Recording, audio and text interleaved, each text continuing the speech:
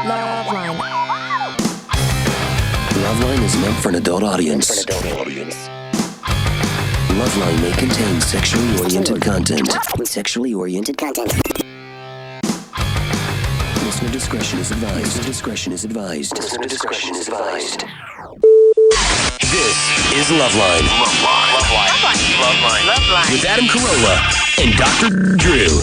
Hey, everybody. It's LoveLine. I'm Adam. That's Dr. Drew. Phone number 1-800-LOVE-191. Dr. Drew's a board-certified physician and addiction medicine specialist.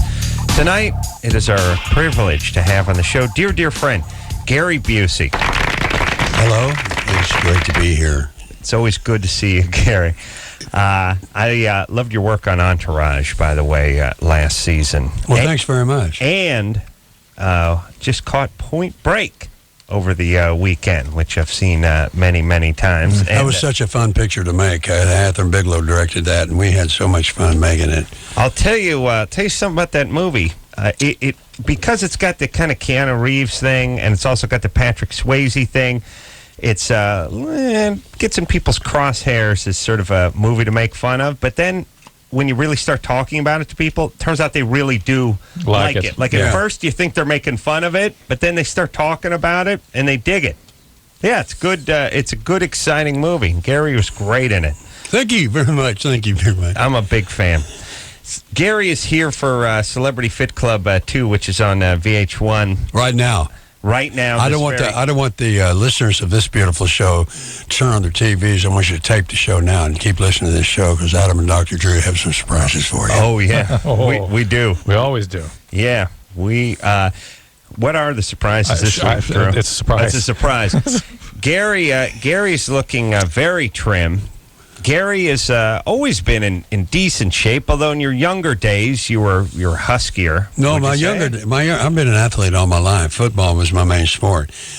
And what happened to me was I fell into a vicious war with cocaine in the early 80s. And, 80s. It really had me down, and I ballooned up to be 245 pounds. Okay. Now, why do most people get skinny, right? But here's what I do. I do cocoa. Then I go to bed for 14 hours, and I get up and eat a whole chocolate cake, go back to bed. Then I get up and drink a whole gallon of milk. And I knew I was doing great. But don't listen to that, friends, if you're having that struggle. And so I got myself stinking thinking. Stinking thinking, right. And also when you feel bad about yourself, when you're not happy with yourself and you don't know it, you can take it out on other people. And therefore, when you're feeling that way, in my case, I decided I didn't care about being in shape. I'm not thinking consciously of this. Unconsciously, I didn't care about being in shape because I knew all the fat I had on me would protect me. I could hide my feelings and hide behind that and embrace everything I did that was wrong. Could you feel that in retrospect, or is that? Yeah, I felt it in retrospect, and you know what they say about hindsight. And I'm back to the size now I was when I made a surfing movie called Big Wednesday right before Buddy Holly. Yeah, that was 1977. Rented that semi recently as well, Drew. Did you really? Wow. Buzz Feichens. Yeah, Buzz Feichens. Yeah, a good man. He produced Big Wednesday. Yeah, his daughter went to my junior high. Really? Yeah. Now, her daughter is very beautiful. No ass. Did you try to do something to her? I did plenty to her in my bathroom alone. Yeah, of course. Well, yeah, did you use proctologist gloves? No, I did not. I used a bare hand, but I made the mistake of using shampoo, and that's a well, there's nothing like getting your puppy. Listen, Adam, I'll tell you right now, there's nothing like getting your puppy shampooed. Yeah, except for it burns when it gets in the puppy's urethra, which is the eye. Well, you don't go there. You don't go there. Yeah, he has a daughter, Buzz. He's got not too far to go before he gets there. You see, I have my choice. He doesn't have a lot of unit. Now here's a thank you. You're welcome. Here's a great magnet sort of Gary Busey Big Wednesday story. Hide the women and children, please. I think so. Anyway, Buzz Feichens was the guy who directed. He had a daughter named Cece Feichens. Oh, you met her before. She was the hottest chick in my junior high. Wow. And she was 70s hot, which meant she had the right kind of hair. The feathered back and hair. the right attitude. And the thing that's weird is, you go back. Here's an interesting thing.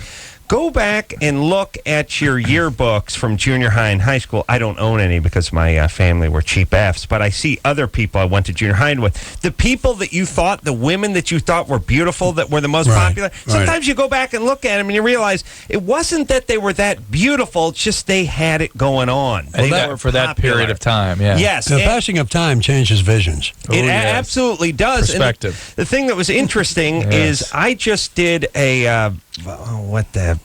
whatever. I just did some TV show a couple weeks back. You know what that's called? You're having right now. That's called a senior moment when you instantly forget something in the quick past. Yeah, I know. Bernie Mac. Speaking of senior moments. So I'm doing the Bernie Mac show, and I go to high school or junior high with the guys directing the Bernie Mac show. Wasn't Buzz Feichens, but he brings his yearbook in the next day. I'm working a few days on. I start looking through the You chicks. had gone to junior high school with him? Yeah, I went to junior high with the guy who's directing. Well, I grew up in North Hollywood, so half the people just become grips and directors. Oh, that's interesting. Lighting guys. A lot of people got into the business that I went to junior high and high school. Mostly building sets, but once in a while, a guy's sitting in the director's chair.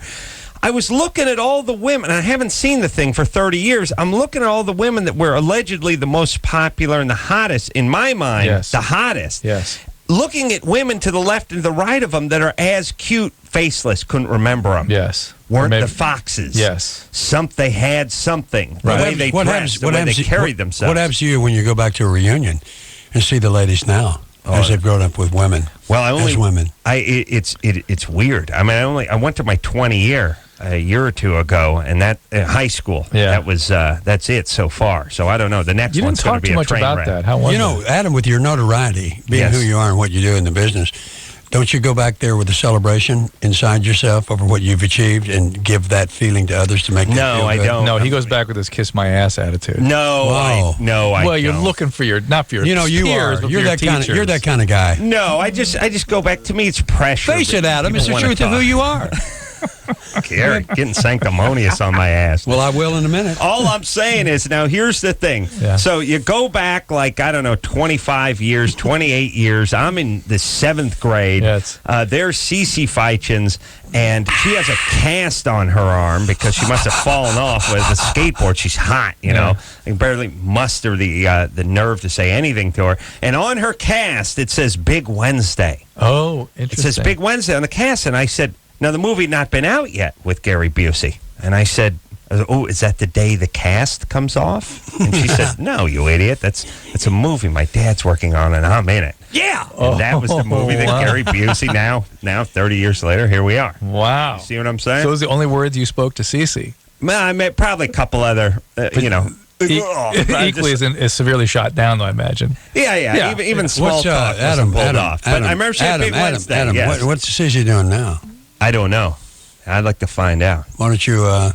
when I work that out, I should. I can help you. I know Buzz well. You know Buzz well? Oh, yeah. Yeah, see if you can find his daughter, because I got some retro sex. Let's have her on a guest on the show. Yeah, bring her up. That'd be awesome. Well, you know what? That's fine, because I love to hear everyone talk, because it gives me an observation within myself as to who you are within yourself.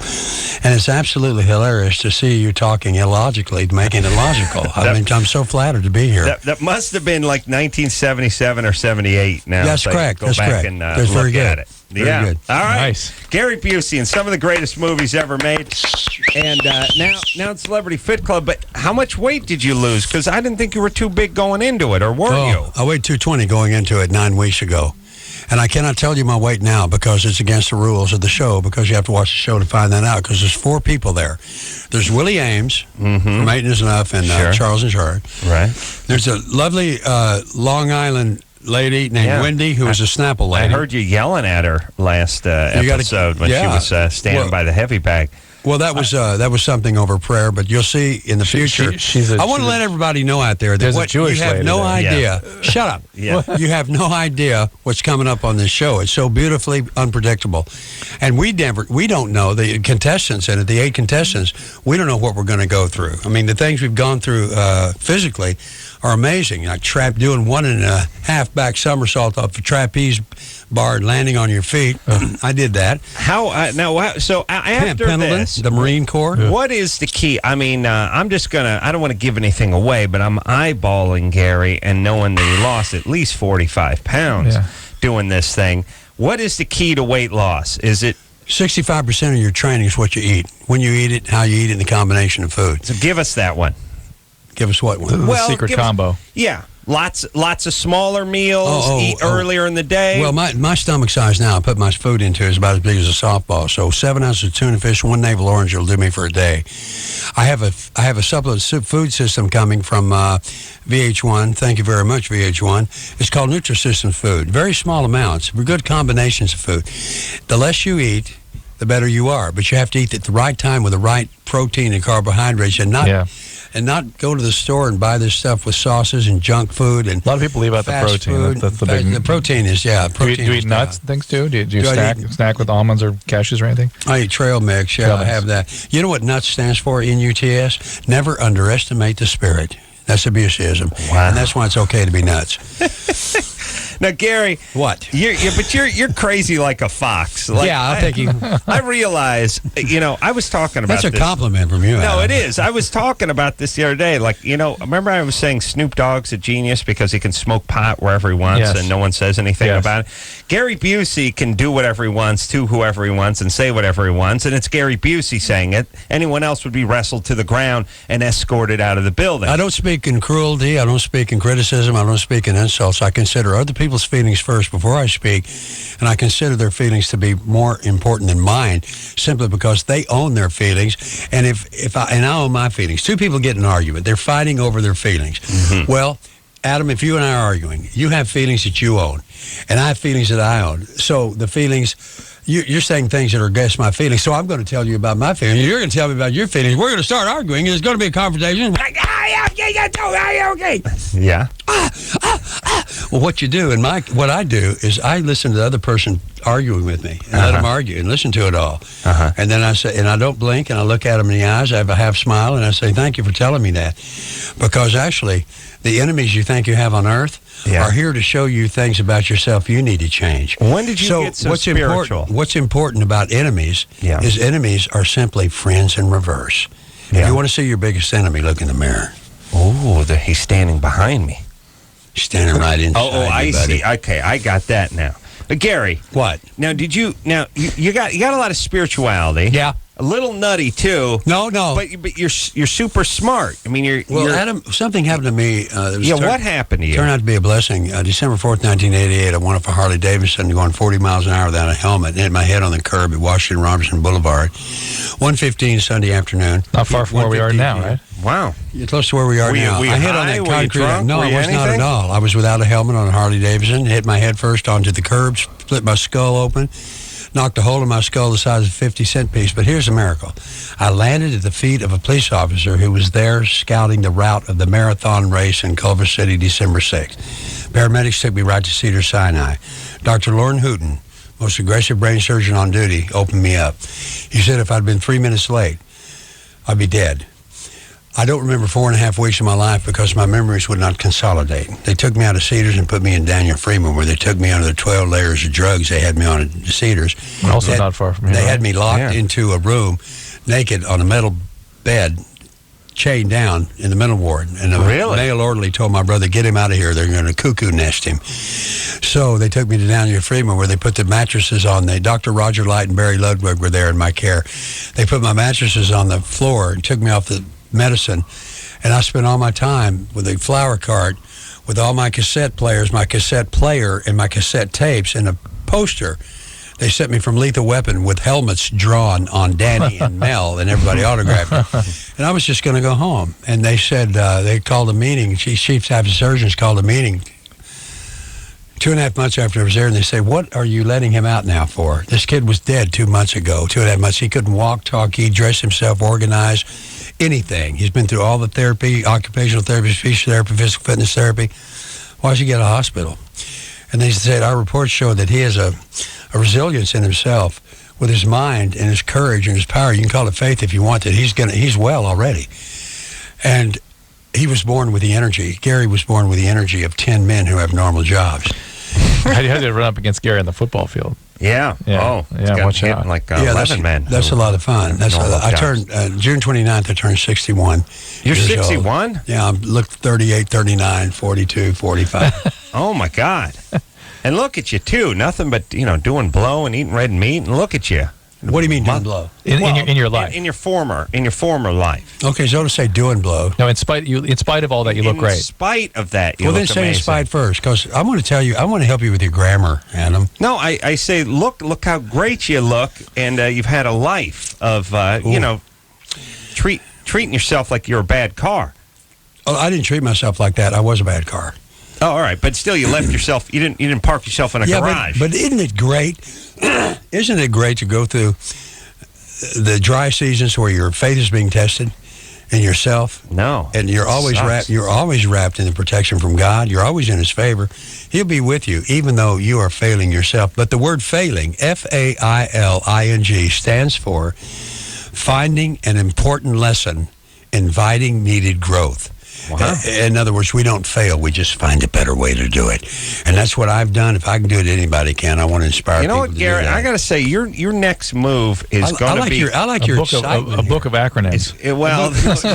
No, they're not acronyms. They're Buseyisms. Abusive. You know like the word chaos. You know what FUBU stands for? The word chaos stands for critical hate and overwhelming stupidity. Oh. What's the RICO Act stand for? The RICO Act stands for locking you in the car. I think it's a racketeering and interstate commerce thing. The word fraud stands for locking you in the car and carrying you across the border. Right. The word fraud stands for finding relevant answers under deception. I'd like to see you start your own church. I am. Do you have one yet? I'm going to do that. Oh, I know you are. I mean, that's the next move, right? That's not the next move. That's one on the line. I have a lot of moves to make. What are the next couple? Start the church. Well, I'm working with Dr. Henry Malone on building a church in Plano, Texas, and it's a church of deliverance, which I was delivered from the 14 spirits of evil that are in the Bible that go back, generational curses back to Adam and Eve, and we all carry them. It took about 9 hours, me and him alone. Wow. And Dr. Henry Malone wrote a book called Shadowboxing. I request all the listeners get Shadowboxing and read it and understand what they're filled with and what they have the ability to unfill themselves with the deliverance. You want to go back to Texas and do this? That's where you're from, right? I'm going where God sends me. I was born in Texas. I grew up in Oklahoma, but I'm from heaven. But you're in Malibu now, which is not quite heaven, but it's pretty close. Yeah. Heaven is where you make it. Heaven is where your vision is. Easier to make it in Malibu than it is in Odessa. That depends on where your heart is. My heart's in Malibu. Adam, your heart is the face of your spirit, so get real. Well, whatever it is, it's looking at the ocean. It's not staring at an armadillo. That's where my spirit is. You have a, what is your IQ? Oh, who knows? I'm frightened to find out. Well, we did check one, if you We remember. did check. Online. Why don't we check it out? I think No, I think Adam's IQ is just above his shoe size. I did check online. It was in the mid-80s. I think it was 92, It was 94. 92. It wasn't triple digits, whatever it was. I blame the test or whoever administered it. That's right. Adam, you should know your blessings because you're working in a good way. You influence and inspire people and make people laugh when they don't want to. All right, well, let's do that now. Okay, go. Let's go. Stephanie? 70's 20. You're 20. What's up? Okay, whenever I have sex, like towards the end or when I'm finishing, my arms and face usually, well, sometimes it's my whole body, but my arms and hands fall asleep and go completely numb. And the other day, completely paralyzed, I could not move it at all. And it took half an hour or an hour to get all the blood back in it, and so I was able to what positions are you using? Usually I'm on the bottom. I'm on. You're on the top or on the bottom? No, her line's Okay, too fine. screwed up. I think she said she's We got a bottom, weak I think signal so. here. For Yeah. the most part, these kinds of things are caused by breathing excessively, so hyperventilating, and or bearing down too hard. And you can even get rhythm disturbance where your heart can slow down. And it's something worth looking into, Stephanie, because sometimes there are congenital problems that predispose you to the heart slowing to the point that you go out, you become unconscious. But in all likelihood, this is kind of a normal thing. Gary's had this all the time. Gary, Yeah, I love it. Gary's a man of passion. Let me tell you about passion. I'd guess. The origin of passion Is there is a acronym for Greek that? word called. Yeah. Listen. Drew's a man of passion as well. No, wait. Let me Yeah, tell you. yeah. Oh, yeah. I'm too. But here's Oh, what yeah. passion. The source of the word passion comes from the Greek word pathos, and it means pain. So it's actually Mel was making the pain of Christ. Interesting. Pathos. Passion is pain. Pain Yeah. is passion. Welcome to Earth. I got 3 words for you. Welcome to Earth. Interesting. See, if you're willing to feel the pain, you'll feel the ecstasy as well. This does remind me, though, what Stephanie was calling about. That's a masochist who does that. If you're willing to feel the pain. You guys are going down a path that I'm interested in right now. In fact, because I was going to do a thing tomorrow morning, and there's been all this press in USA Today and on Yahoo about kids choking one another. But teenagers and young adults getting high by choking each other. And so they fall down and faint? Well, they faint, but they actually get that sort of white light experience because they actually have the oxygen cut off to their brain temporarily. It's the same thing people do as part of the autoerotic asphyxiation, part of the sexual stuff. And it seems to me that the press has just got this all wrong and is making much ado about nothing. Because we've never heard of this. And they're, my God, sweeping the nation. Well, they do that with pit bull attacks and freeway shooting. But I would be interested if anyone does that. There's all kinds of weird names for it, this sort of choking game. Let us know. Call LoveLine 1-800-LOVE. I had that happen to me playing Little League ball for Lindbergh Elementary School in Tulsa. Somebody choked you? Well, no, they didn't choke me, but I think they wrapped their arms around my chest or something, and they squeezed me, and I just fell flat on my face. That was the hyperventilation thing everyone did that's in an old junior high. thing. Right. Is that a breathing thing? It is a little. That does induce a low heart rate where you do temporarily have low flow to the brain. But they're talking about actually strangling around the neck and cutting off the blood supply. How about a future serial killer? Would do that kind of thing? Yeah. Well, that's the point. Is that apparently lots of kids are doing this. I take issue with it being that. What is the reason? Is there anything sexual about that? No. Well, you get high. You get euphoria. It's kind of refreshing though. They're not on the sofa playing Nintendo or watching TV. Yeah. Well, they may be doing a while the Nintendo. Instead of strangling each other, why don't we pet and be smooth with oils and satin? Yeah, I agree. Those 11-year-olds should get some of that oil. No, stop it. Shouldn't be 11 years old. All right, this is that age. It's young teens that apparently are doing this thing. All right, let's see. 11? I want to talk. Yeah, low as 8. They don't even have their sperm things going, do they? No, but that's the point. There's a lot of confusion about what they're reporting. Is this something sexual or is it something getting high like sniffing glue? But here's the whole thing. Are there any real, these trends they always try to scare us with? I mean, freeway shooting, pit bull attacks. Hey, that's happening. Shark attacks right That's now. happening. Shark attacks. It's Earthquakes. cyclical. Earthquakes. The world is changing. Yeah, but how many freeway shootings, how many shark attacks, how many pit bull attacks, how many do we actually have? Right, as they're opposed rare. To how many does the news report? Very rare, A. And B, the point I made to we've had some shark attacks in a row. Yeah, but apparently, according to guys that study shark attacks, three in the last... It's a normal season. It's actually a little below normal. There are shark attacks every week in this country. Yeah. They're just not reported. And in the Gulf for the most part, and so there they are. But here's the deal. What I made the point to CNN was I said, look, if I haven't heard about it, this isn't a very big deal. Right. We would have heard about it. We would have heard about it 100 times if we're a big deal. You know what I was thinking about with the sharks? Yeah. If I was a great white Remember shark... the movie Jaws? Yeah. Oh, yeah. I kept everybody in the ocean for 2 years. Think about the mouth. Think about a mouth on a great white shark, right? Yeah. And all those rows of teeth. Yeah, and the jaw opens up 25 inches. Yeah. And now you got no arms. You just got those flippers, right? Yeah. If I was a shark, I'd be biting everything. Sure, that's what they do. All I would do is just bite stuff. That's what they do. You know what would happen to me? You are a shark. That's what they do. Didn't you see the scene of Jaws where they pull the license plate out and the cans and everything? That's you. I would just bite things. I would eventually eat myself if I was a shark. I would start eating my own tail. If you could see it. I would digest myself. I'm just saying. You want to get a good taste of yourself and live freely, right? But our mouth, our mouth is the size of a silver dollar, and we got these long arms. We don't do anything. Their mouth's the size of a trash can lid, and they don't have any arms. That's all they can do. I'm surprised they don't eat more stuff. Yeah. They eat a lot. They eat more than you know. I don't eat more people. Have you ever had shark? Have you ever had shark? Yeah, shark's good. Thresher shark is great. Yeah, it is. But it doesn't eat you back when it's on the plate. Shark steaks are good. Excellent. Yeah. I can't tell from swordfish. All right, let's take ourselves a little break. Gary Busey here tonight. I'm here tonight. Yeah, we're talking food. We're talking, it's barbecue season. If you Celebrity fitness. We're talking about celebrity fitness. All protein. Get yourself in shape. Celebrity Talk to me, I'll help you. Too. Gary Busey in tonight. Take a quick break. Be right back after this. Thank you. LoveLine will be right back. So get your problems ready.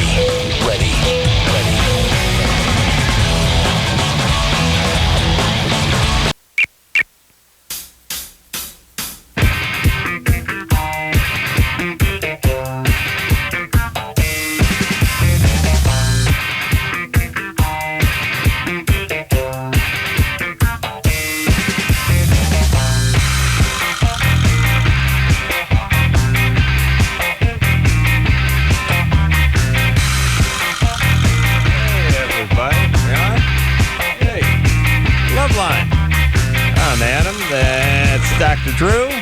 Gary Busey. Hello. The Sage is in studio tonight. That's Larry Elder. Gary, different radio show. Gary is in the Celebrity Fit Club 2 on VH1, 10 o'clock. On Sunday nights. As we speak. I like the fact that you include coffee in your fitness regime. Coffee's okay. Yeah, coffee is okay. Coffee is okay. And people have lots of fears, but I'm actually doing I on Tuesday. I don't use the word diet. The word diet has the word die in it. It's a stupid word. It doesn't get you anywhere. It's a negative reflection on your internal consistencies. So what I use is a new way of life in terms of being healthy with yourself. And friends, when you lose that weight, you feel better about yourself. You feel good about everything. And when you take care of your body, the temple God gave us for our spirit and soul to live into, when we take care of that body, we are happy, we're successful, and we're doing good, and we're inspiring others to take care of themselves. But there's some evidence that caffeine may actually reduce the risk of Parkinson's and Alzheimer's. Oh, There's really? actually some major health benefits. Good However, times. that Cremora we put in here is just like sugar. Cremora? That powdery stuff we stick in here. You put that in there. No, I handed it to you. You stinker. That was really funny. Yeah, Gary thought it was You'll Coke. see me do 300 push-ups before I leave here. Just for that. You know what's good about doing push-ups when you're empty? You let a lot of little silent and Farts, freaky yeah. farts. Yeah, it's really good. It's like a little. And when you tape that, you put it on an album for nocturnal sleeping. I like the sound of the rainforest myself, but Gary Busey farting should be like One of the channels. Yeah, when you go to the Brookstone thing, and There's little things you can, because you're so relaxed, Busey it comes farts. out like. Yeah.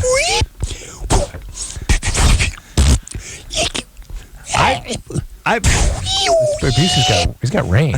This man's got range, Adam. I believe all you really have to do in life is push-ups, and if they weren't so hard, we wouldn't need all these other pieces of workout apparatus and all that stuff. As a male, Oh, dear. really, Here we as go. a male, if you just did a S-load of push-ups every day, your upper body would be just fine. No, you can't. It takes more than push-ups. It takes tricep work and bench presses for your pecs, and it takes ab work. You can do a wide Ab grip work. and do that tight That's one. right. Have somebody sit on your back. Yeah. But you need to balance it out. So you look like Popeye with the forearms, except to be your biceps. And Adam, look at your biceps right now. I'm a little weak, yeah. No, it's okay. Yeah, I gotta say It comes with your dinner Yeah. on the unconscious menu. Oh. Ooh, wow. Put you in your What's place. for dessert? Whatever you want, buddy. All right. I'm just saying. Just don't eat in the dark anymore, because the when you eat in push-up. the dark, you'll get sick. Josh, Hey, Josh. Yeah. Hey, what's up? you're 19? Yeah. What's up? I was just calling in about that thing you were talking about, choking other people. And I never really did it. Like, I've never done it during sex. I've never choked anyone during sex or anything. But a while back ago, my friends and I used to do it just for the heck of it.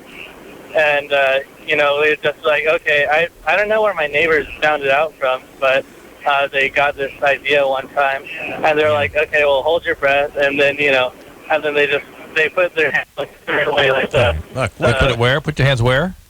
He put his hands like the bottom of the hand, the palm of the hand is they touch each other until the fingers are like at the back of your neck. And it's more bad connections. Look, you kids got to break down and steal yourself a nitrous tank like we did back in the day. Wow. What do you think?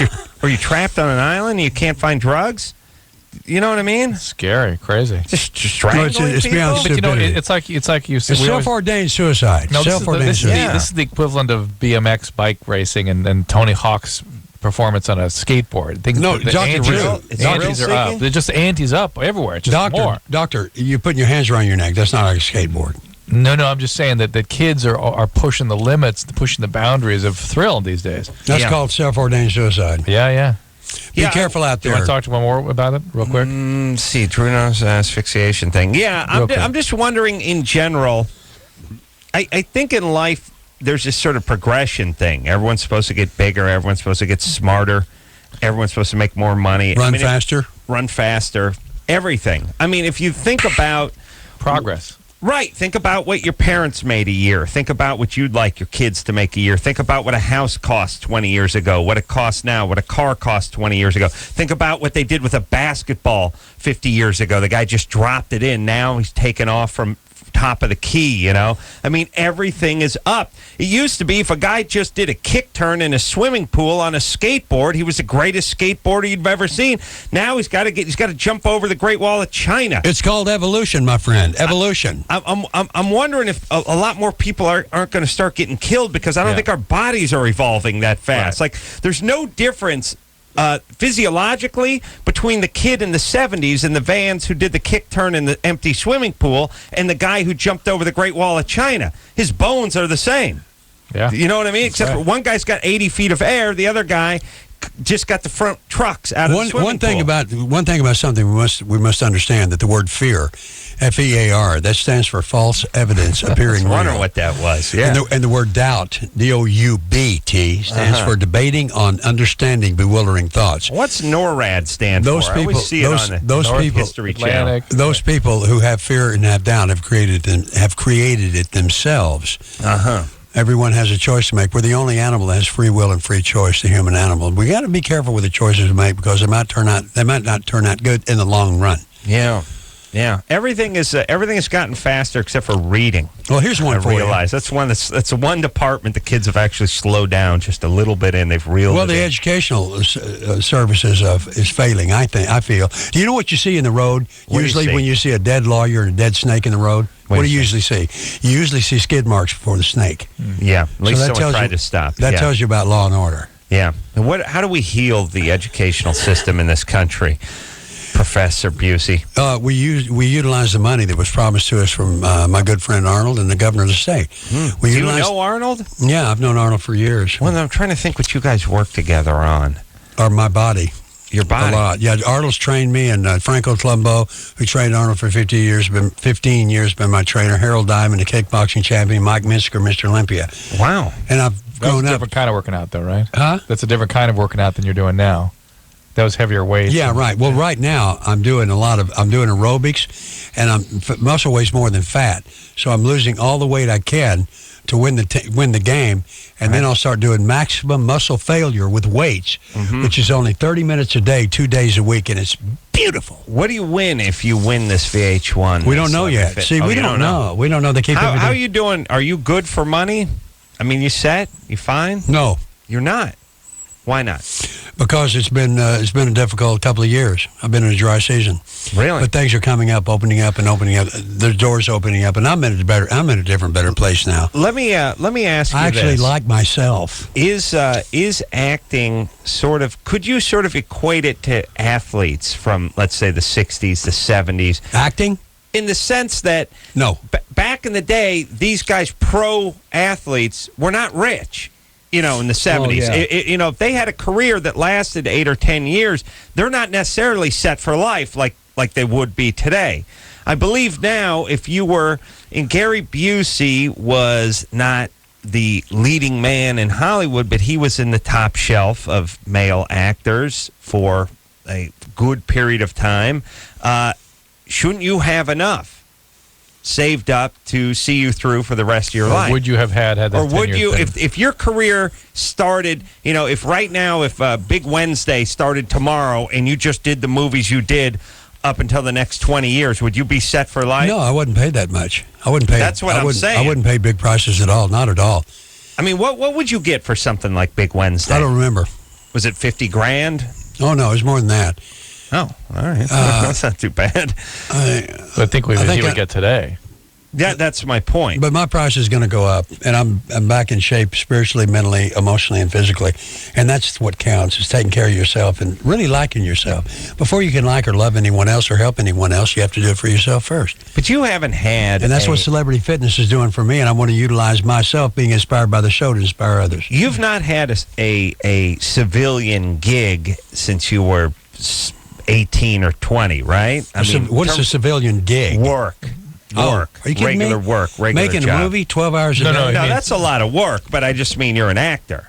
No, I'm not. Acting is the absence of acting. It's believing in the truth of the moment you're in at that who's time. in a movie getting paid to act. Excuse me, shut up. Let me tell you what this is. Hey, what's the last job?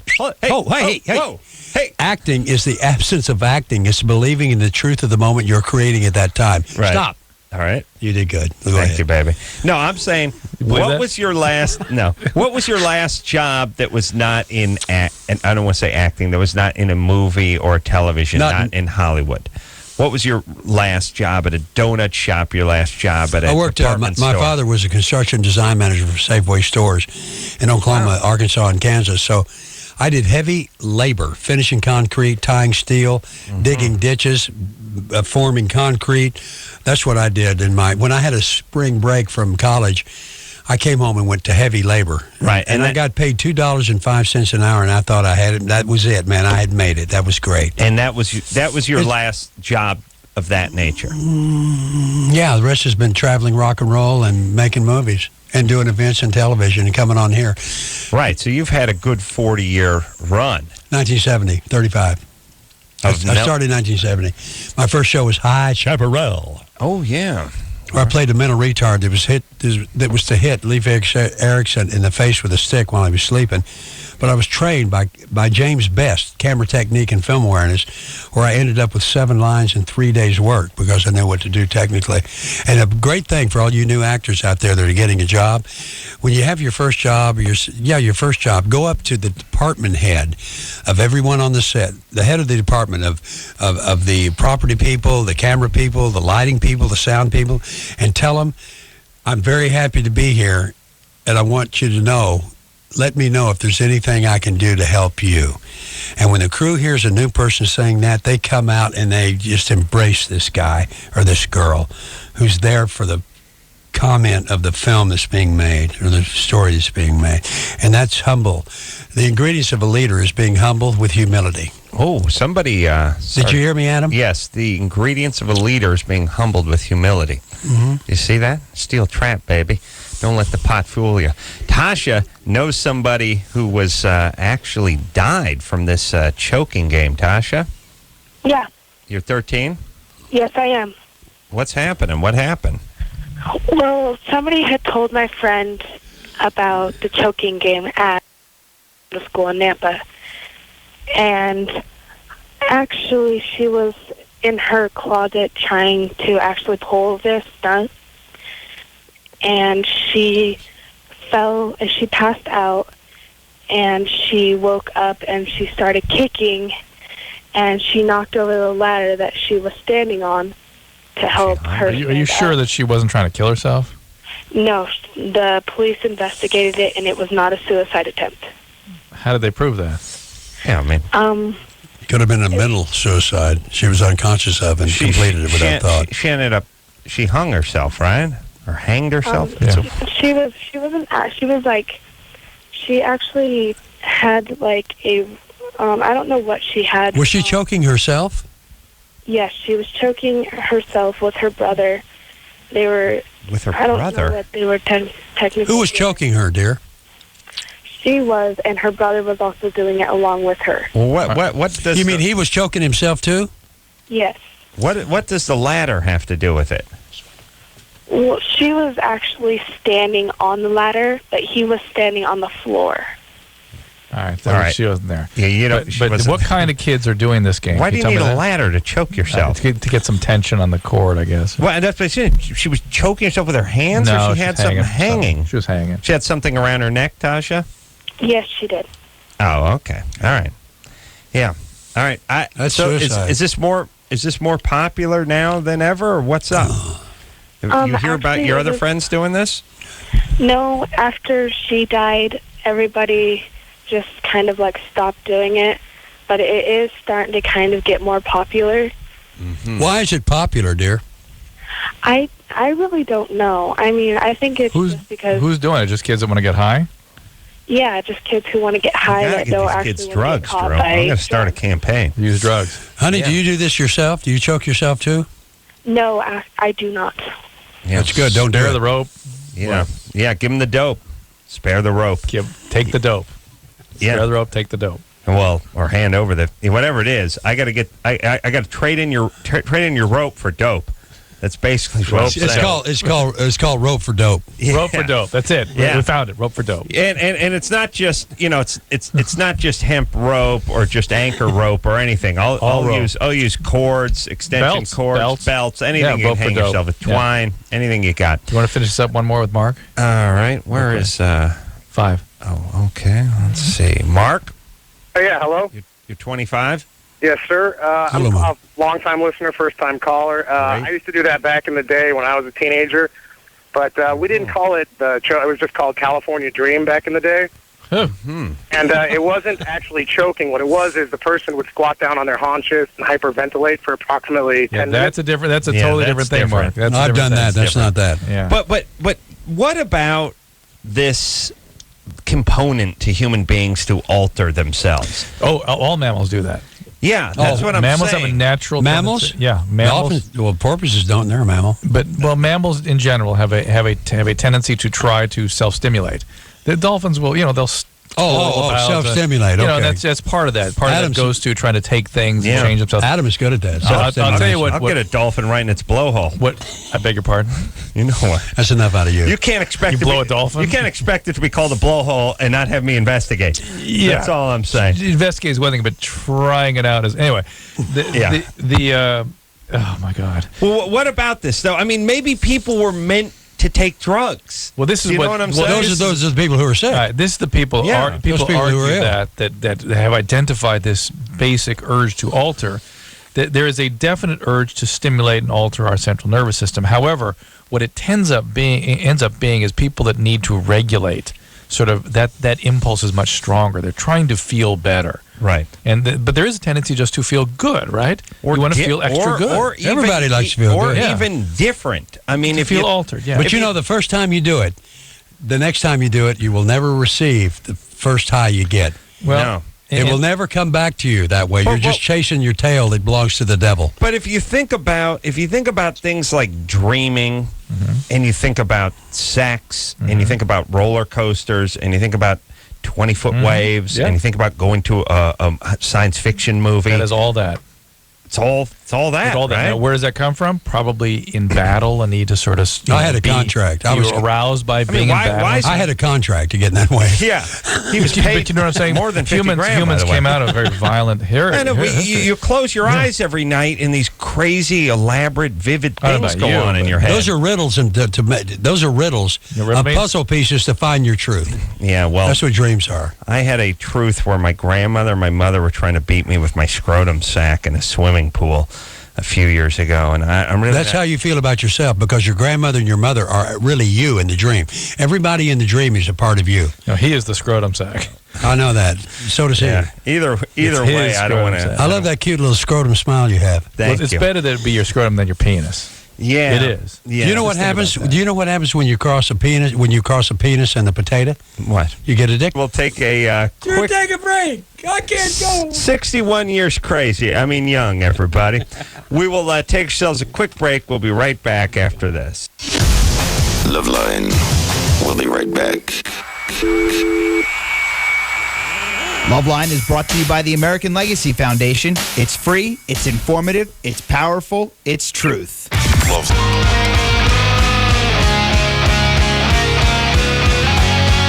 everybody, it's LoveLine. Gary Busey. Hello, everybody. It's LoveLine. Adam Carolla.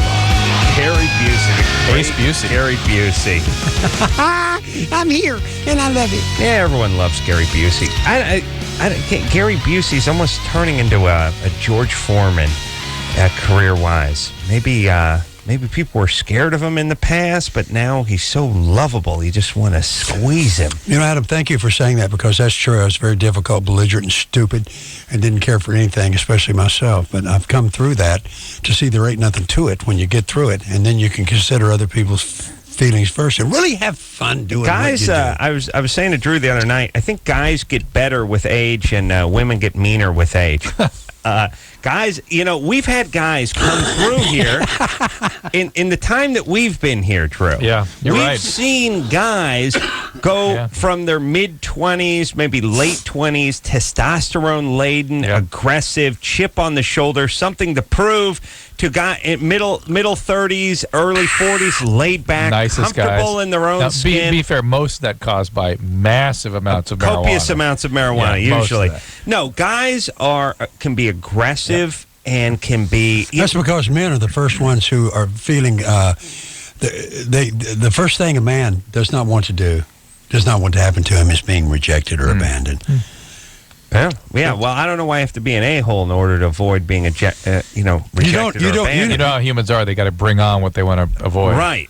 I'm just saying, guys are so much better when they mellow out a little bit. Yes. And they get a few years and some experience under, and they get a little bit humbled.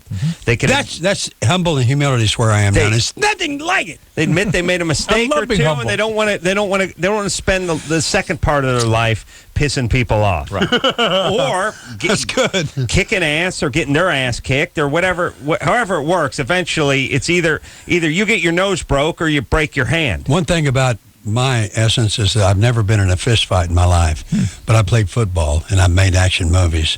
Right. Yeah, and you put a shoulder into a sternum or two. Yeah, that's fun. Snapping sternums, man, that's great. See? Well, I snapped the sternum. I snapped the sternum with my forehead and moved my head up and loosen their teeth. Help them up off the ground. Tell them I'll be right back. Where did you play football? You played in high school and you played in college? I played too? grade school, junior high, high school, junior college, and college. Were you a linebacker? I was a linebacker and a center. I could snap the ball 30 yards into a bushel basket. You do the long snap. I do the long snap, and we had a high school offense where I would snap ahead of the back. I would snap ahead of the right halfback. He would have 2 steps on the defense. He would catch the ball in front of him 2 yards, and we had a So it was like incredible student body right, except for it didn't have to go to No the handoff. quarterback. Right. It was to the it was halfback. based on the Arkansas offense in the early 60s. You get away with that stuff in the 70s. Yeah, you could get away with the fumble rooski. Yeah. Well, this was in the early 60s. And then I went to Coffeyville, Kansas Junior College, Kansas State College, Me and Oklahoma too. State University. Oh, we got to take a break now. We just took a break. I know, No, but we're running we talked late. too What do you mean we're running late? We just took a talking break. too much. We're talking too much. I'll tell you what we're going to Adam, do. you're talking too much. We're going to start focusing when we come back. Gary Busey here. We'll be right back after this.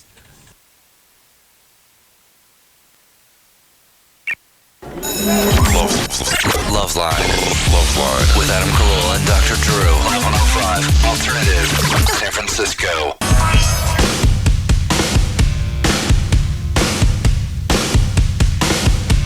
Oh, I'm talking low. I'm sorry. Hey, Hello, everybody. We're back at LoveLine. This is Gary Busey speaking for Adam and Dr. Drew. Yeah. And we're glad you're here. Call us up and let us know something you're doing that we don't know. We can tell you how to do it and how to get out of it. Thank you very much. Two things. 1-800-LOVE-191. Yes, Two Drew. things. A, I know Adam is having the time of his life here because he can just sit back and let Let Gary Gary run. do the heavy It's lifting. awesome. Yeah. Number 2, We play Tickle and Pee, too. I've seen Gary in action now. I've decided the way to deal with him is like the way you deal with an oncoming bear. Just Yeah. roll, get him to fetal position, put your hands over your head, just roll up. That's it. No, I think you should And just flap pretend your you're arms dead. and try to be Scare bigger him? than you are. Yeah. Like a big. Gary just attacked me in a. It wasn't an attack. It was a great game called Tickle and Pee. Tickle And you and people Pee. out there that want to play Tickle and Pee, there's a tickler and the ticklee. Well, the tickler is going to tickle the ticklee, and Guess the which ticklee one has I to let was, him. everybody. The ticklee has to let the tickler tickle him for 45 Until he seconds. pees. Right. If that ticklee pees in 45 seconds, he wins or she wins a set of luggage and a chocolate bunny. It is a great party game. The joke's on Gary because I. He's an attractive. Look, I'm a big fan. I mean, Do you know what the word gay stands for? I saw Big West. The word gay stands for good as you. All right. No, gay stands for good as you, All right. Good as you. Yeah. which is I a like homosexual talking to heterosexuals, and God bless the homosexuals. They're doing great out there. that. I'm glad Gary isn't gay because he'd be into that rough trade. He'd be into you. He'd Yeah. be in you. There's nothing No, you Drew. could do. If Yeah. you were. If you were. I kind of like the engineer. Yeah, Chris. Yeah, Chris. Yeah, he is a how's definite it going? type. He's a definite type. Yeah, he's No, you know what? he's Greco-active too. You are bisexual, though, Adam. Well, I am now. I can tell you what that means. After the mild raping you just gave me in That the was studio. tickle and yes. pee, pal. Well, I call it rape. You wanna play call it again? what you Oh, no, semantics- no, no, no, Gary. Come on, tickle and pee. Here we go. You're Oh going my good. God! Look, All I'm right, gonna cry. listen, For those at home, You're doing great. it's pretty bad. You can't get away It's from sad.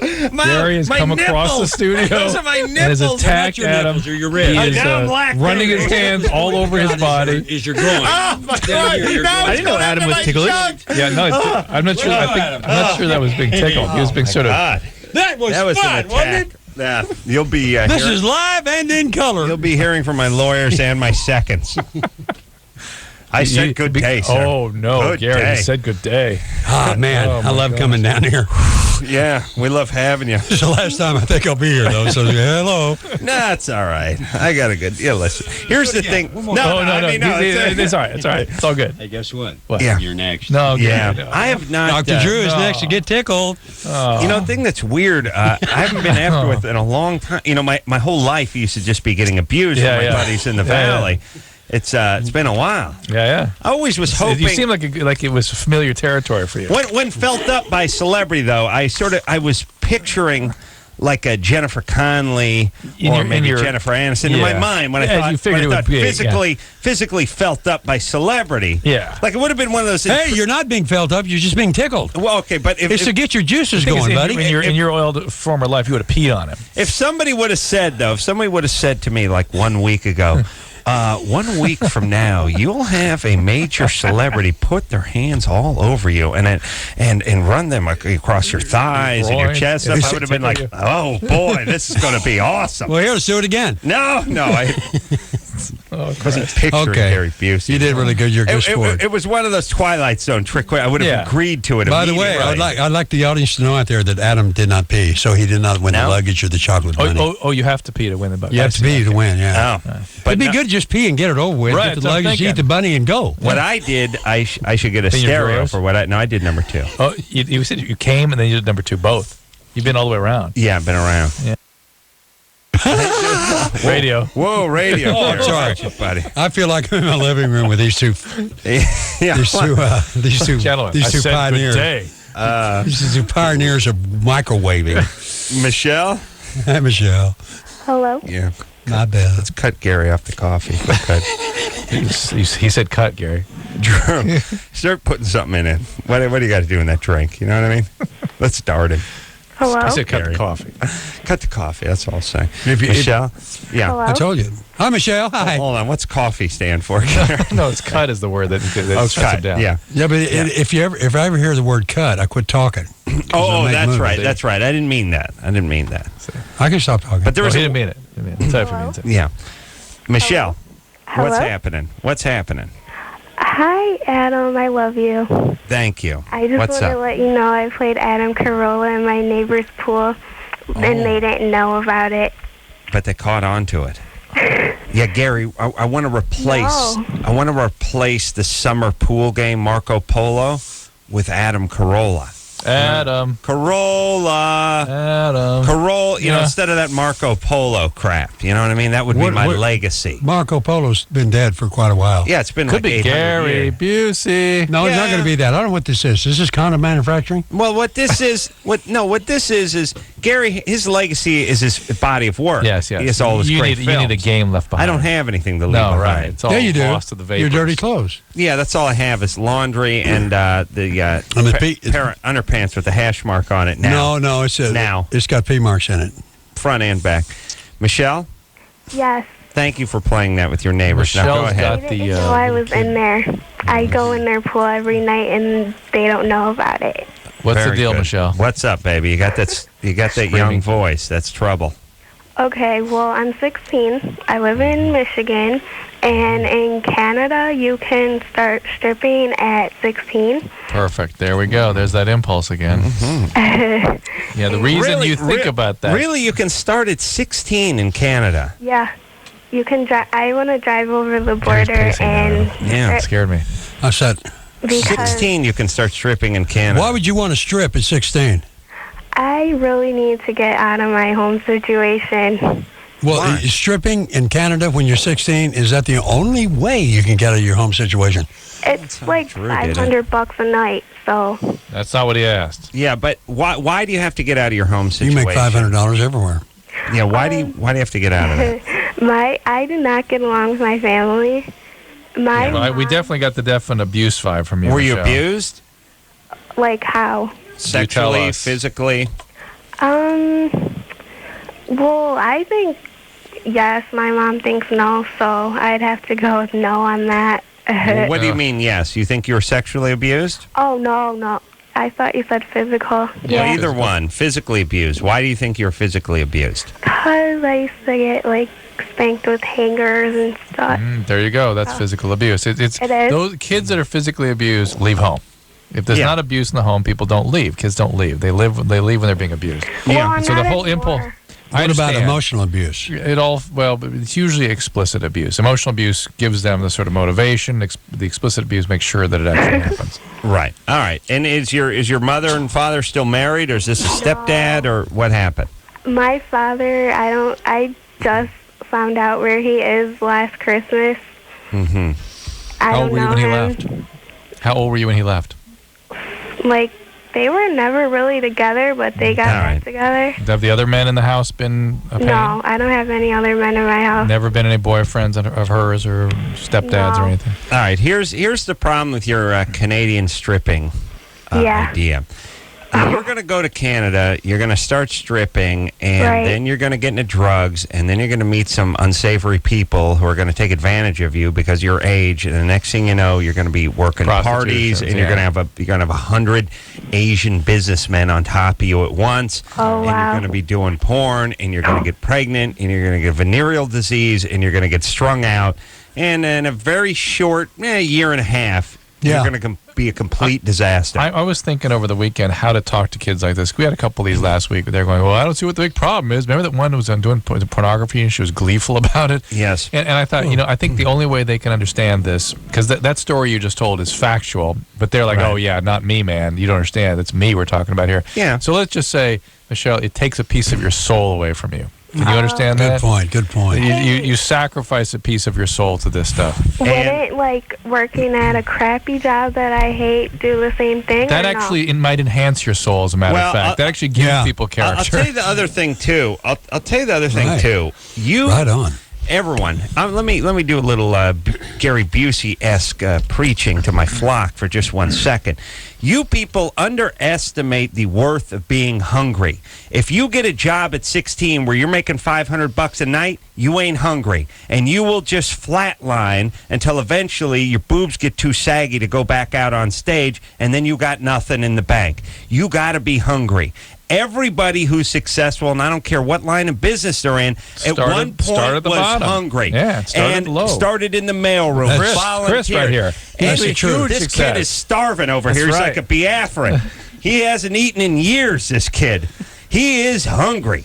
He is piranha-like hungry. Struggles through those junior college courses. He's like a piranha that did a bong load. That's how hungry Engineer Chris is. You need to be hungry. If it's too early, too often, too much, too soon, you lose that. If somebody kicks off and leaves you a trust fund and you get a few $1 million at 18, look at all the people you know. Just think about the people you've known in your life that had a wad of money come their way at 18.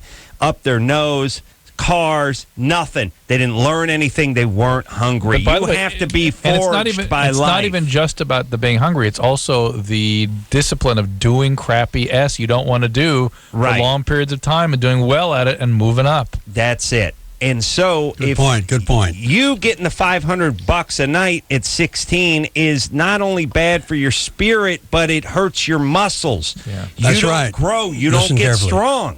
You have to develop those muscles. Yeah. If someone, it's sort of the equivalent to you playing a sport and everyone just falling down and letting you run into the end zone. Right. They're not doing you a favor. You don't develop those muscles. And if you don't develop those muscles before the age, in your early 20s, never going to happen. You just take it right to the grave. You just go to the grave. Those years between 16, 17, up to like 21, 22, those are the years you have to forge those and really work those muscles. This ain't the way to do it. Right. All right. There you go. All right. Yeah. Thank you, Mr. Man. Wow. You're the man. Yeah. Is that Belle? Yeah. Yeah. You're 20? Yes. Your name's Belle? Yes. Hi. It's a nice name, but never hear it on this show. Not on this show, no. All right. Why, you do another radio show? No, I've just heard it out in the world. Oh, okay. The nurses have that name. What's that? Yeah, yes. 65-year-old women with thyroid problems and question marks around their sexuality. Shoes without laces that you work with are named Belle, but not 20-year-old or nubile young chicks from Berkeley. Is there someone in your family named Belle? No, it's just, I don't know. Okay. Go ahead. Okay, so my question was in regard to what God... Be nice as a guy if you could just laugh and move on. Yes. Oh, whatever. People go like, you just do like, hey, that was good. I don't I'll see you later. understand. If you went to high school, I don't understand why you don't have a diploma. Well, it's kind of like, and you just move on. As a guy, we never had that. Like, it'd be like, hey, a-hole, why are you laughing? Now finish the story. It'd be nice as a guy just to be able to just to pull out that chuckle card at the very end and move forward. Yeah. Kicks you into the next. Where did you learn? Where did you learn all this stuff, Adam? We have. He just observed it. Just this. But look, you're bouncing. Are you nervous? Are you afraid I'm going to tickle you again? Oh, he is. Yes. But it's just next time you pee, buddy. Thank God I evacuated myself before I came in. I knew Busey's coming in. I ran out and did myself. Fleet enema. And just to go ahead and put the trucker's catheter right on me. I wonder why you asked me to pee all the way to the studio. That's great. But I'm very proud of you. Thank you, buddy. The guys do have a sort of couple outs. They have, but still. Well, but still. Yeah, they do have that. I'm just saying. Yeah, they have that. Yeah. They have that, too. That's the giggle. The giggle's easier, though. Belle? Yes. All right, so what's your question? Okay, my question is in regard to what Dr. Drews just said a minute ago about how if you're hit with hangers, that's child abuse? Objects, yes. Hit with objects is considered physical abuse, and it's been well documented what the effect is of that on the central nervous system. Oh, wow. And it changes the way people regulate their emotion. And if you're a child who wants to leave home, who's intent upon leaving the house, you can predict with very great accuracy that there's been some abuse, physical or sexual, and physical is a very common form. That's not what's making her want to leave right now. All the emotional chaos is making her want to leave. But when kids have been physically abused, sexually abused, that's when they do leave. Those are the kids that leave. That's a fact. Yeah. All right, Belle. You good? Yeah. Wait, Thanks. no. My question was in regards to what Dr. Drew thought about the common practice of like spanking and hitting with objects, particularly hangers. He's not for it. I'm not for it. I refer you to the work of a guy named Alan Shore, Schore. Okay. You can get some of his publication online that talks about the effect of abuse on brain development, and you'll see how that works. All right? Okay. Yeah, I'm wondering. Trying to think of the folks. Now I don't know how the Middle Eastern cats do with their kids, but I think there's a lot of ass whooping going on over there. Yeah, it affects people. I know the black community does a fair amount of ass whooping, and you end up in prison later on in life because you get into an argument with someone at a fast food restaurant. Next thing you know, you're hitting them on the head with a tray because in your world, that's how you interact, and now you're in jail. It's a familiarity. It affects how aggression develops. It affects how emotional regulation occurs, so you can't regulate, and it affects the ability to develop empathy. One thing about emotions, you cannot control your emotions, but you can manage them.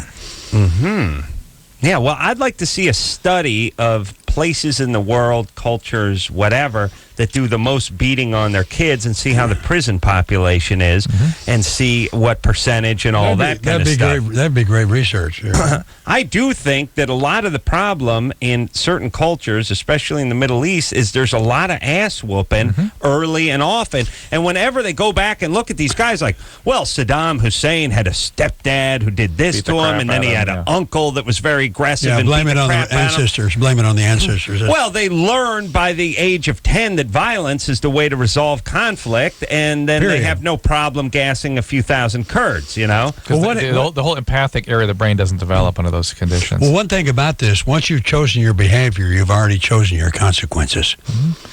But aggression, that kind of stuff against kids is an interesting phenomenon, but we've worked out so much of how it affects kids now, and why would we... Be nice to stop. Yeah, be nice to stop. We now know it has profound effects. It affects the capacity for emotional, development. Well, not only that, but empathy of others. It blocks all that. But how about you beat the crap? I mean, let's just take it a step further, which is we now make the correlation between what you do to your kid physically and what that kid does to society physically. So now, when you beat the crap out of your kid, and then your kid shows up to the 8th grade and starts beating the crap out of my kid, now you're liable for That's it. a familiar thing. And you want to carry with you. If you don't believe this, try that kind of familiar action. Try that kind of discipline on a puppy or a kitten. and see what you get when they grow up. Right. Just go ahead and do that. Do what you do to the kid on a kitten and see what that cat's like when it's an adult. Right. Ooh. Heavy. But do they ever become adults or they just become cats? They become cat. Big It cat. sounds like a movie of the week. It's a good one. Luis, which one is it? Adam. Corolla. Yeah. All right. All right. It must be Lewis because you grew up rich and you're calling from the Palisades. If you grew up poor and you're calling from San Fernando, it'd be Luis. Yeah, man, definitely. No, I'm just, like you said, all right, this is how the trust deal works, all right? How's it work? Somebody left you money? Yeah, my dad died when I was 2 of lung cancer, and incidentally, he never smoked a cigarette in his life. Ugh. So that sucks. Must have been secondhand smoke. Must have been secondhand smoke that killed him then. So he worked at a water purifying company, which produced a lot of smoke. And No. Still must have been secondhand smoke. So he left some money behind. He left me about $2 million. Whoa. Wow. Yeah. And the thing is, you don't get, like, the whole amount of it at 18. He divided it so that, like, I would get a monthly check of around $3,000 as it's coming right now. And then when I hit 21, you get a third of what's left of the balance. But Louis, that's how your dad set up his will. What's your point here? Yeah. Well, the point is that, when you talk already about affected his rich education, kids, obviously. Clearly. Yeah. When you're talking about these rich kids, getting all this money at 18, there's not necessarily being handed to them all at once. The kids, I actually know some kids who got half of their trust all at once. Oh, so instead of getting the whole $5 million, they just got 2.5 at 18. And not only that, by the way, I see. Maybe we weren't talking about those kids, by the way. Luis makes a very compelling point, by the way, very valid. That there's nobody that receives a lot of money. It's impossible because it comes age. incrementally. Always. And by the way, when you're 18 and you're getting $3,000 a month, that's huge. You're done. That is huge. Yeah, that's great. You should be counting your blessings there. Counting your blessings, or it is nice. You know what? Or were you cut off at the knees? No, it's kind of a funny thing because money. Where are you going to college? Where are you going to college? College. Hopefully, I plan to go to either UCLA or University of California, Santa Cruz. Santa Cruz. You're 18. You should be already in. Yeah, well, I've had a hard childhood. Like when my dad died, stepdad moved in. His name's Jerry, and my mom and him have just been fighting a lot, on and off. They got married when I was 11. Are you working now, or are you living at home, or what are you doing? Living at home. My mom turned her garage into an apartment, living there. Do you have a trash decorative popcorn tin? Oh, please. Oh, no. Yeah, you're living at home. I do gigs in bars and like. What kind of gigs? Stuff. I do music. I'm a musician. What do you play? I play guitar, drums, bass, piano. Do you write your songs? What'd you get in your SATs? Yeah. By the way, Gary Busey, you're an awesome man. I had to say that. Thanks, partner. What'd you get in your SAT, Louis? I want you to be an awesome young man and do what's right. What'd you get in your SAT? I make a point by this. He didn't take his SAT. It's the whole point. He's never going to college. This is ridiculous.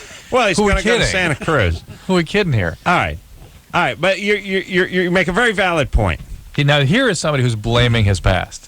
But the reality is he's been cut off the knees by the present. That's a fact, Jack. I don't even know what he had no point. He had no point. He's very concrete in his thinking. It was all about him. Well, my point was when you take a young male especially, but females too in this day and age of equality. Give them too much stuff. Give them too much too early. Yeah. They lose their hunger, and they need to be humbled. You need to be humbled. There you go, buddy. Build yourself up. Not think you're better than you are at 17. Or not think that when two guys are talking about the people on the radio, they're talking about you. Yeah. And not think that you're going to someday go to college but not take the SATs. Right. But he enlightened us to this part where you get half and then you get a stipend. No, when his particular will set it up. By the way, everyone has been set up that way in the last 25 years, pretty much. What? All those wills where they leave money. They get set up increment. They come out in stages. Way. Yeah, I know. But here's the thing: if someone leaves you $10 million and you get half of it when you're 18, still know it's there. Decent chunk of change. Not only that, what are you working towards? Right. What are your ambitions and your goals? I just think it's tough, and then what you have to do is, Drew, because, you got a few ducats in the bank and you got a couple of sons. Then you get to that point where you can't or won't get them things that they know are within your means. You know what I mean? Yeah, right. They want this, they want that. You have to get things within your own means. Then they end up And presenting here's the money is for education only. All right. There you go. There you go. And rehab. Justin? And rehab, yeah. Necessary. Hi. Especially Hi, rehab. Dr. Drew. What's happening? Hey, man, my girlfriend, I love her, but she's not enjoying the oral sex thing. When you do it to her or when she does it to you? No, when she does it to me, and actually she hasn't done it in over a year. Said she would do it once in a while, like maybe once a year, but even before she started not doing it, she wasn't very good at it. She only did it a few times. What's the problem? I think part of the problem is like when we first had sex, it was only the third time she had ever had sex, and she was 28 at the time. Whoa. She says that she doesn't like it. I'm not sure about that. All right. Well, look, there's something here. Either she's a devout Christian or her stepdad forced her to perform oral on him when she was 13 and she's not talking about it. That's a pretty good point. Nothing like that. She told me she doesn't like the taste of it. She doesn't enjoy it. She did it a couple times. So don't ejaculate. No. Hold on. She only had sex a couple of times at age 28? Yeah, she had sex in college, and she had another boyfriend between then, and then I was like one of her That's probably more than twice. Which means number 3. She only had sex with 2 guys once each. Once each? Something's up with this chick, Justin. No, she was just really kind of a wallflower for a while. She's moving. She's slowly moving away from you. Why just get loud and clear bogus? Yeah, I got bogus too. It's called pushing away from you. True. No, I got bogus. I got bogus early and often in this call too. Okay, well, I knew you convinced you it's not bogus. I promise this is true. My girlfriend is very smart. She's very well together. She's even a teacher, right? And she's a college degree. All right, so none of that means anything. That doesn't mean anything in the bogus department. But here's what you do: you go slow and you let nature take you. College degree never helped in the oral department. You know what I mean? Yeah. It actually it's a hindrance. It's like saying, oh, the guy's got a college degree, therefore he must be a great heavyweight. That depends on what you're majoring in. Yeah, and they have like oral communication, but I think it's and then why? Because she doesn't like how it tastes, but he's never offered to not ejaculate. Is that I don't know. Let me just finish with Justin. Justin. Yeah. She ain't into this. And but why go all the way to ejaculation then if that's the deal breaker for her? If she's not in it, don't do it. Yeah. Respect her. Why not stop? Wishes. Why not do something before that happens? That's a good idea. Should I offer to do that? I think she might like that. It's so bogus. Justin, that sounds so bogus. Justin, either you've been waiting a year and desperately waiting, and you've never thought of that. It's like, come on. I bet you Gary's tastes like a chai latte tea, by the way. And a little bit comes out before you ejaculate anyway, I'm sure you know. Well, not with the Ace Man. Because I got a washerless system down there. Yeah, he has no leakage. Drew, as a man of passion. Overflowing. Well, you collect things, Adam. Are we allowed to say we can't say that word. No, we can't? There's a door on Justin here. Here's the deal. You can not, she can go until, not getting a full dose. Who cares? And then finally, he's waiting for 85 minutes, for God's sake. All right. And then finally, this may be something that she has an aversion to for whatever reason. Oh, there's something going on. There's something going on. I've talked to a few patients when this has happened, when they were like caretakers of sick, of sick parents for many years, and sort of the whole thing about genitalia freak them out because they were cleaning them up and stuff. Right. And so there may be, and whatever it is traumatizing to her, and you're going to have to respect that. But it's also fair to say that there's a certain percentage of society not into it. It's just not into anything. And that's maybe a mismatch, Justin. That's a deal breaker for you. One thing a lot of people don't know is that your mind has the ability to make 15,000 decisions in 1 second. Just make sure your mind is clear and you're thinking about others. Wow. All right. Let's decide to take a break. Let's just make that decide. That's one of our 15,000. Gary Busey in studio tonight. We've got a big fan who's waiting on hold for Gary. We'll talk to after this. Hello. This is your radio. LoveLine will be right back. LoveLine is brought to you by the American Legacy Foundation. Truth promoting well-informed decisions since 1999.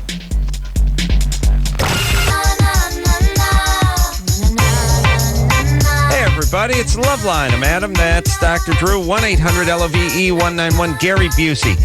The always entertaining, the provocative, the thought-provoking Gary Busey. The unpredictable GB. The unpredictable Gary Busey in studio tonight. Celebrity Fit Club 2 on VH1 is his show. Now, when they approached you to do this, were you gung-ho, or did you think, man, I want to subject myself? It was very much a surprise to be paid to be training. And I took it on. I said, this would be lovely for me because I weighed 220 pounds and just went through a tooth surgery. And I said, wow, this is great. This is a blessing from God. I'm going to do it. The show has inspired me to take care of myself so much that I want to be inspiring to others. How much time is it requiring?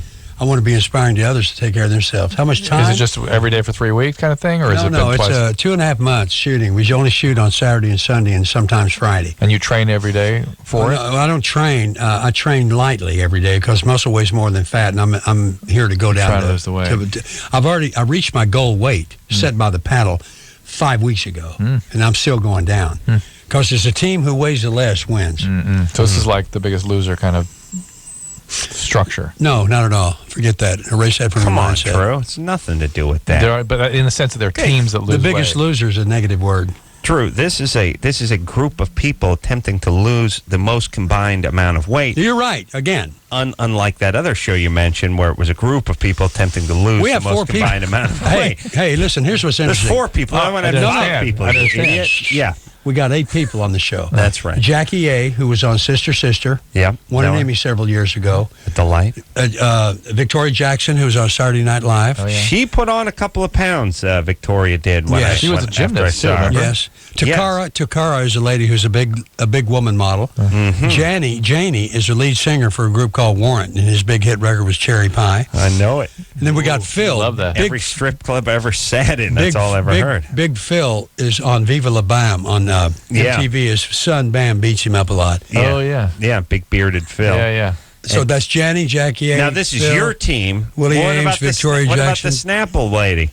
Snapple Lady is on a team. Opposing team. Oh, Well, see, you got to watch it because I can't tell you what goes on the show. There's changes going all along to keep it alive. I just saw that Gary was yelling at the Snapple lady. He was trying to get a little prayer going, and she went into a little non-denominational stuff. No, she was going to a little Jewish direction with it. Yeah, Jewish. Yeah, no. Nothing wrong with the Jews. Well, nothing wrong, but leave it out of the boxing gym. That's all I'm saying. The Jews are great fighters, man. Not since Max Baer, as a Jew, been so prolific in the ring. All right, you ready to rock? Let's do. Mark? Gary Busey! Hey, buddy, how are you? God. Hey, Adam, you're a god, Adam. Drew, you're a god. Gary Busey, you're a god. I've watched you forever and a day. How are you, Gary's Gary? a god amongst gods. Yeah, he certainly is. Hey, let's be careful with He's that word. The Aten. Gary, I'm just a normal Texas boy. Yeah, but I've watched you on the big screen forever. And at first, I got to find out something from you, Gary. What was your favorite role? That was Buddy Holly, the Buddy Holly story. That was a pure and definite characterization that I did without acting or anything. I just went up and listened. You were nominated for that, were you not? Yeah, I was. Who won that year? John Boyd for Coming Home. Oh, screw that. You, Gary. Should have been you. That year was Warren Beatty for Heaven Can Wait, Bobby De Niro for Deer Hunter, Laurence Olivier from Boys of Brazil, and John Boyd for Coming Home, and me for Buddy Holly. Let me kiss a little Busey ass for just 1 second. And you don't have to do that. That's okay. I'm fine. An ever-shrinking Busey ass, I might add, as well. Pounds melting a new off road mark. right here in the studio. A new highway sign. I've said this before about when like Val Kilmer played Jim Morrison.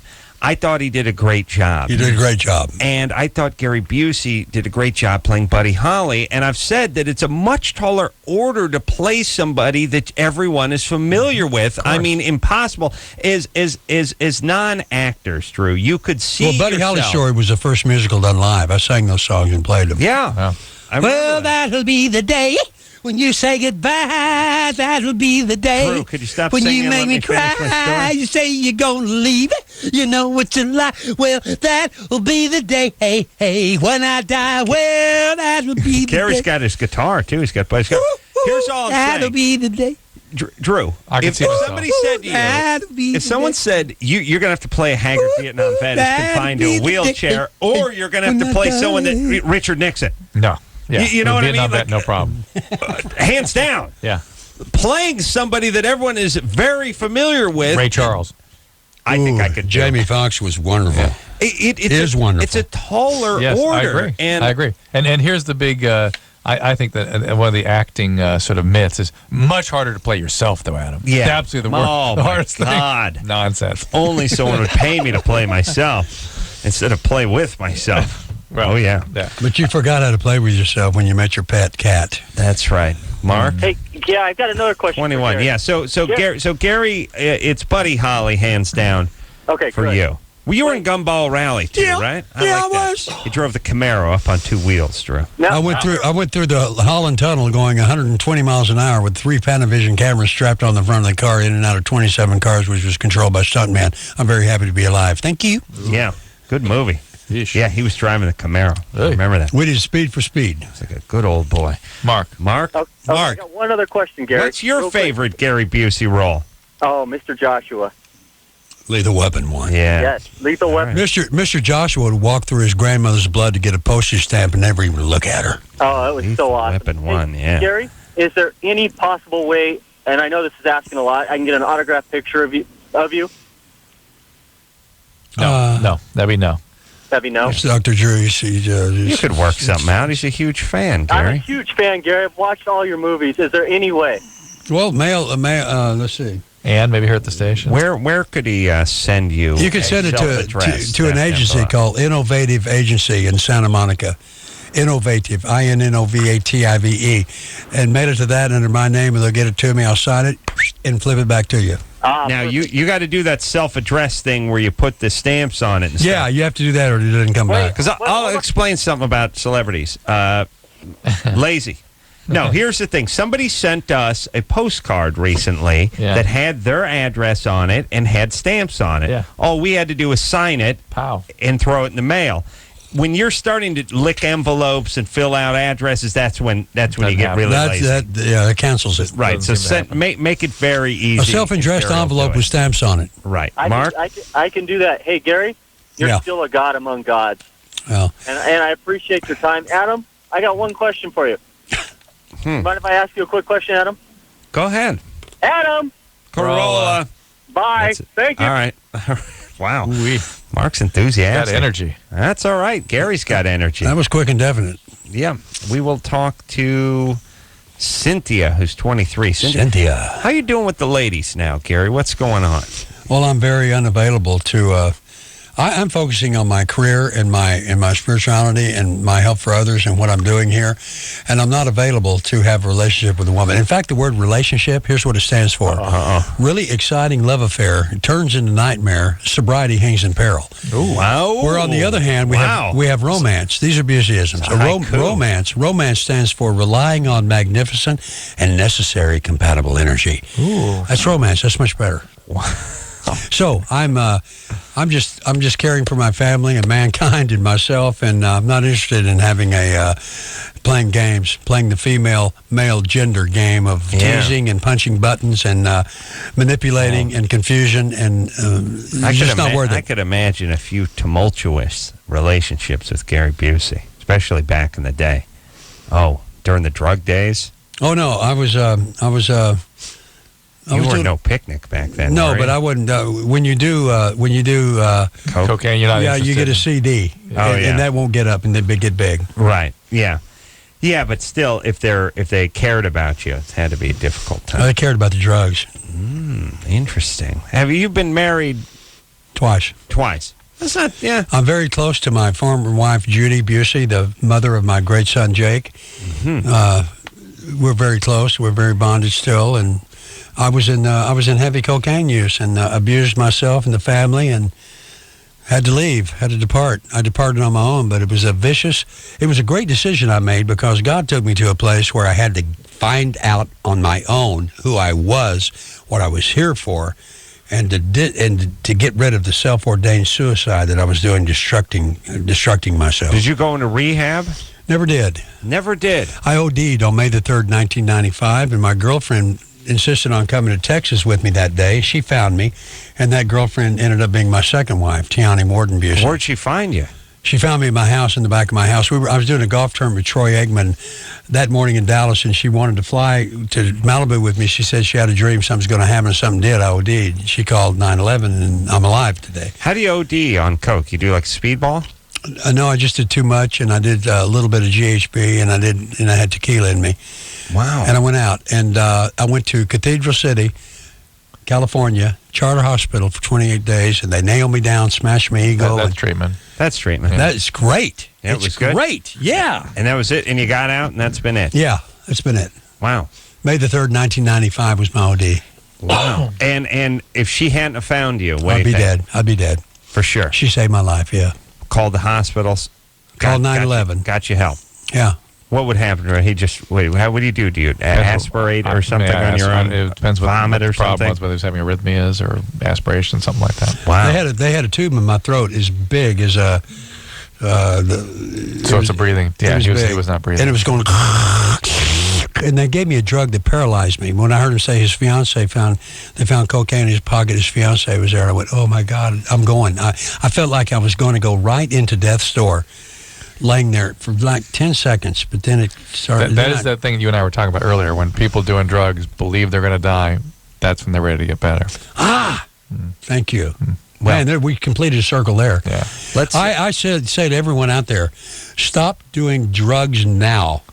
Stop it right now, because you're killing yourself, and you're not assembling the worth of your ingredients by taking your own life. We will, good words to take a break on. Gary Busey in studio tonight. Engineer Chris is, by the way, never been exposed. He's never got a dose of Busey before. He's never been abused. He's awesome. And he's never been abused? Gary abused me? Is that what you're trying to say? No, he's never been abused. Learning experience. Hey, let's play Tickle and Pee. He's been, play some Tickle and Pee with the Engineer Chris. Yeah, he will pee. Give him a little shot. Give him a little shot. Okay. Come on, you got to pee, buddy.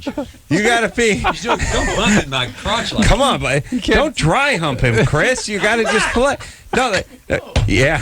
Isn't it fun to see people have fun? He should have never established eye contact with Gary. We got to pee, Gary. Drop to the ground and get in fetal position. He won the luggage in the money. All right. Let's take ourselves a little. No, but he said, Engineer Chris was like, Gary's great. He's great. I said, yeah. I said, he's been done the show a few times. Sure, he's always great. Wow. So I guess he didn't know he was going to be physically assaulted. No. I wasn't assaulted. That was a game. But you've not been here since the great Gary Busey's been in studio. Yeah. All right. Well, something to tell your grandkids about. Okay. You played Tickle and Pee tonight, and you won. Right. We will take ourselves a quick break. We'll be right back after this. 1-800-LOVE-191. LoveLine will be right back. Ready for something new? Try Durex Tingling Condoms. There's sex, and then there's Durex. Yeah, everybody, it's LoveLine, Gary Busey. Hello, everybody. Yeah, he's got a motor in him, baby. You've always had a motor, yes? I know, the motor's always on. Yeah. I've learned that Idol is a great place to be. And I don't mean Billy Idol or American Idol, but the Idol of, you're not in gear. You're just humming. Yeah. He just let go a huge belch. Yeah. Hey, you know what burp means? Busey upchucks respiratory pressure. Yeah, Drew. Hey. That's what burp means. God, I can't believe I'm a truism, a new truism. Write that down. Well, you know, burping is law in Texas. Burping is law in Texas. And if the camera catches you out and you're not burping, the burp patrol will come get you. And you go to burp counseling. I love burp. Burping in public was created by the Texas Rangers. Gary looked over towards Chris. He looked away. Yeah, I told you. No eye contact, Chris. Keep looking out there, Chris. Keep Chris, going. what you do when you're working with me, you pray for the best, prepare for the worst, and expect the unexpected. That's right. And then, okay, here I come. No, I'm kidding. Okay. I'm staying stationary. Cynthia? Stay idle. Hello? You're 23? Yes. You get panic attacks. I get panic attacks. It's been a year since I've been single, and I meet guys and I dig them a lot, and then I go out on dates and I can't make it through the date. I have to leave and I make up some crazy excuse. Even if you're attracted to the guy. Even if I'm attracted to the guy. Cynthia, is this panic attack from a past experience you've had? Probably. So you want to get out of it before you think it might go bad because of the familiarity of the past? Or is it the date, being with a guy, or is it being in sort of public places, open spaces? No, it's not really public places. So you can go out to dinners and things with your friends and not have panic attacks? Yeah. Just when you're on a date, you have one. Is there anything else going? Do you smoke a lot of pot? Have you ever done speed or GHB or other thing that can? You drink. Are you drinking when you go out with these guys? No, but when I do go out drinking with them, I'll be able to make it through the date. So you use the alcohol to manage the panic. And by panic attack, what do you mean? Like I freak out, I start sweating. I can't stop sweating. I psych myself out. Drew, what are panic attacks? They're not necessarily connected to trauma from the past, are they? Well, they're usually some, in my way of interpreting them, are usually some deficiency of emotional regulation. However, there's a whole school of anxiety as a behavior. Gary, you ever had a panic attack, or you just give them? I give them. I don't have them. I don't see. There's no reason to really panic. There's no reason to panic because you're creating your own panic. Because he's Gary Busey. What's she panic about? Yeah, that's what I'm saying. I think he deals out panic attacks. Right. I'll tell you what. What I love to do is get dressed in the dark and eat in the dark, and that keeps me from causing panic to others. But Cynthia, the deal is, though, I think what you're describing is almost more of a phobia than panic. You have these, phobia, there you go, you have these keyword. phobic reactions to dating. And that does actually lend itself to sort of behavioral interventions, sort of basically learning how to have an experience with a male without panicking. And, okay. You know, it's almost like fear of flying or anything else when you've got to go out and do it a few times and do it without the panic, and the behavior sort of extinguishes on its own. All right, well, what should she do? Well, I go out and really... No, this is to get on the horse. Get out there and have dates, sort of make yourself do it. Get back up on the horse. Get through it, find ways to manage these feelings. Are you a virgin? No. Is there something you're specifically afraid of that's going to happen on the date? I think I psych myself out. I think. What is the thing? Are you afraid of being out of control? Out of control? What do you mean out of control? Like, are you afraid the guy's going to rape you or something? Or you're going to be helpless or powerless? No. Tickle game? Somebody's going to play a tickle game with you? I'm not going to give the impression that I want to give. I'm afraid that I won't meet, especially if it's somebody that I really like. I feel like as soon as he gets to know me, it's going to be all over. Yeah, that you're going to be judged. One thing about just go do this. Just have some more dates. Right. Have some more dates. I'm not going to say anything else because I heard the word cut. You know, it's a weird thing. Let me ask you this, though. How does this work? You know, you hear about sometimes these celebrities getting panic attacks. You hear about Donny Osmond. Yeah. You know, he does 5,000 performances of Nardo and the Raincoat, that whatever the hell he's doing. Yeah. And then on the 5,001st one, all of a sudden, he can't go out on stage. Right. And I never have panic attacks, but I did Politically Incorrect 25 times, and I think on the 26th time I went out there, I got up in my head a little bit. I started thinking they were announcing, and now on the show, and then once I started thinking about it, I started getting clammy and sweaty. That's invisible paranoia. And you never know. How does that work? Well, though? Maybe some psychological, something triggers an insecurity, but more often than not, it's something you're really not aware of, like you drank too much of your medicine the night before. And so that sort of opens... Oh, my God. Basically, your brain has a predisposition towards panic, so when it starts getting anxious, it flows down a path into biology of panic. Correct. Because you've set it up that way. It's weird that it happens so far in sometimes, you know? Yeah, I think for you, it's your medicine. No. You took too much medicine the night before. Is your medication kicked in tonight? It's not yet. It's some of it squeezed out of me when you gave me the tickle game. Tickle and pee. There's that part where you just get in your head where you have an idea and it's a horrible idea and now you can't rinse it free of your brain. Right. You know. All right. We'll take that's my OCD. If you can't rinse it free from your brain, you're not using the right soap and water. Hey, that's heavy. Dude. I have no idea what it means, but it's heavy. It'll come to you later. We will take ourselves a little break. We'll be right back with Gary Busey after this. All right, guys, here's the deal. Looking to hook up? Call the Dateline. Sick of wasting time with the wrong person? Call the Dateline. One call's all you need to make. Call the Dateline. 1-877-889-DATE. If you need help, call LoveLine. 1-800-LOVE-191.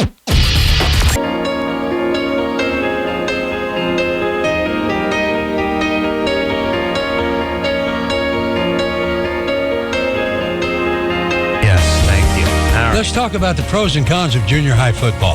Gary Busey, out of time. Where did the time go? Would you come back? Yeah. Come on. Sure. I'll be here at 5 a.m. I'll show up right after my paper route. I'm just going to go to the chiropractor, get realigned, and then Gary can come back and play the tickle game on me again. Tickle and pee. Celebrity Fit Club 2, everybody. Watch Gary play Sunday tickle. night at 10 a.m. Sunday night at 10 p.m. VH1. Watch episode 3 when he plays tickle and pee with the snap-on lady. I mean the no, I didn't play. You know what? That's a good idea. I'll play tickle and pee. We will take creative consultant Adam Carolla. Little extendo break, and until next time, this is Adam Carolla for Dr. Drew saying mahalo. This has been LoveLine. LoveLine. The opinions expressed on this show are not necessarily those of the staff, management, sponsors, or this station. The producer for LoveLine is Ann Ingold. LoveLine is a presentation of Westwood One Entertainment.